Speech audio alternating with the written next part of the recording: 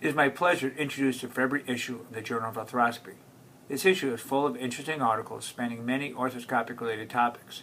In this issue, there are 10 original articles, 4 systematic reviews, a report from ISAKA's Upper Extremity Committee, as well as a Level 5 article on the use of ultrasound in sports medicine. 5 of the articles, a systematic review, and ISAKA's committee report pertain to the shoulder. The majority of these articles focus on topics related to shoulder instability. Waterman et al. Looked at predictors for surgical revision and long-term disability after a band cut repair in the military population. They showed that a younger age at the time of surgery was a big factor for revision surgery.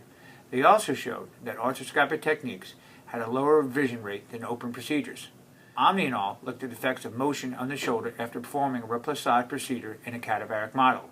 They showed a decrease in external rotation as well as abduction after a replacage was done, while Body et al. Did a systematic review on the outcomes and surgical techniques of the Larigier procedure.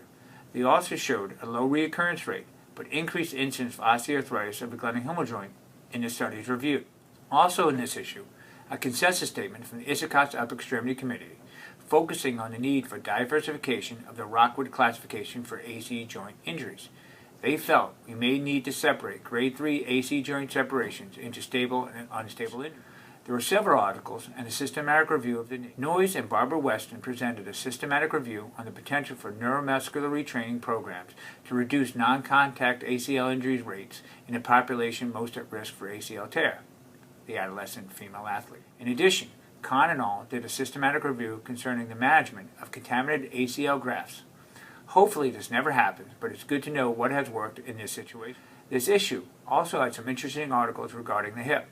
Jackson et al. Presented a prospective study on 2-year follow-up on label-based refixation, while Dittman's study looked at nerve dysfunction after hip arthroscopy and questioned whether this complication may be underreported. Regarding the ankle, Simonson et al. Performed a systematic review on the safety of ankle arthroscopy in the treatment of anterior lateral soft tissue impingement. Although this is a very effective procedure when performed for the proper indications, the risk may outweigh the benefits. So surgeons should carefully review this article to enable them to better weigh the risk and benefits of this procedure on each individual patient. Finally, Lesniak et al. Reviewed the use of ultrasound as a diagnostic and therapeutic tool in sports medicine. This article may give insight into practical use of ultrasound in active patients and may help us expand the use of it in our own practice.